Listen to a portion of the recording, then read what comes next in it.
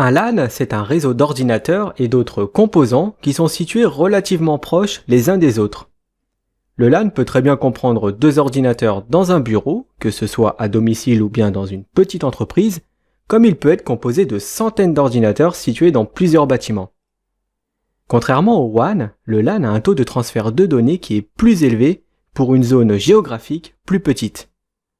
Aujourd'hui, un petit bureau comprend au minimum un routeur pour la connectivité Internet, des bornes Wi-Fi, des imprimantes, des serveurs, des PC, des portables et des switches. Pour son bon fonctionnement dans un LAN, on y trouve des hôtes. Cela inclut tout équipement qui peut envoyer ou recevoir des données sur le réseau local, par exemple des PC ou des serveurs. On y trouve des interconnexions. Cela permet aux données de se déplacer d'un point à l'autre dans le réseau. Alors parmi les interconnexions, il y a deux types de composants. Il y a ce qu'on appelle la NIC, qui se traduit en français par carte réseau. Elle permet de traduire les données produites par l'ordinateur dans un format qui peut être transmis sur le réseau local. Et il y a les médias réseaux qui peuvent être des câbles en cuivre ou de la fibre optique.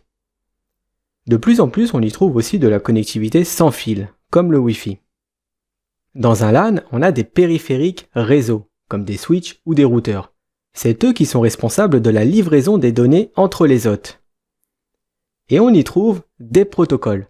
Ce sont les processus qui permettent d'établir une bonne communication entre plusieurs ordinateurs ou des périphériques reliés en réseau. Parmi les protocoles LAN les plus couramment utilisés, il y a le protocole Ethernet. Il sert pour la commutation de paquets. Il y a le protocole IP qui sert à utiliser Internet, le protocole TCP qui contrôle la transmission de données, ce qui permet d'établir une communication plus sûre.